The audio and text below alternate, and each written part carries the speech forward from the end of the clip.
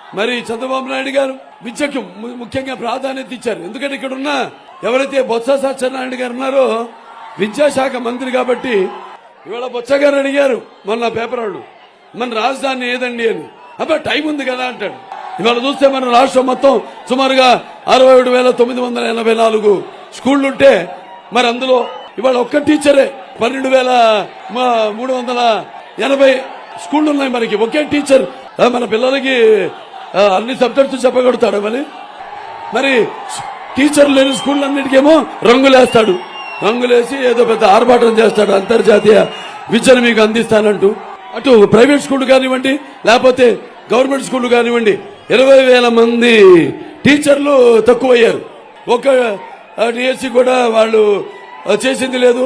అలాగే ఒక్క టీచర్ని కూడా పోస్టును కూడా వాళ్ళు భర్తీ చేసిన పాపానికి పోలేదు. పిల్లల్ని మంచి స్కూల్కి